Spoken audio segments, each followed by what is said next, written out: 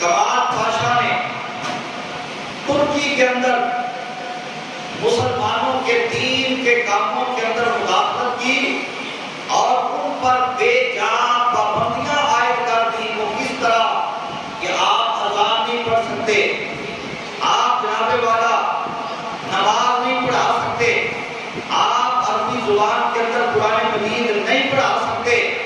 لیکن یہ جو اسلام ہے کوئی مت سمجھے کہ اس کو دبائیں گے تو یہ دب جائے گا.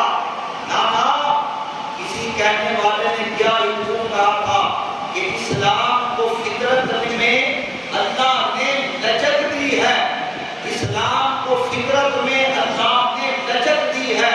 اتنا ہی یہ ابھرے گا جتنا کہ دباؤ گے. اس اسلام کو جو دبانے کی کوشش کرے گا وہ خود دب جائے گا, اس کا اپنا نام و نشان تک کو ختم ہو جائے گا. مگر اسلام کو مٹانے کے لیے تو ابو جہل بھی آیا تھا, ابو لہب بھی آیا تھا, عتبہ اور شیبہ بھی آئے تھے, بڑے بڑے کفار بھی آ گئے تھے. جب وہ اسلام کو نہیں دبا سکے, نہیں مٹا سکے, تو یہ اسلام آج بھی زندہ ہے. وہ تباہ و برباد ہو گئے, ان کے نام دنیا سے ختم ہو کر رہ گئے اور وہ ذلیل و رسوا ہو گئے. تو پتہ یہ چلا کہ قرآن کو اور اسلام کو جو بندہ دبانے کے لیے آئے گا وہ اپنا نقصان کر کے نیست و نابود اور بے نام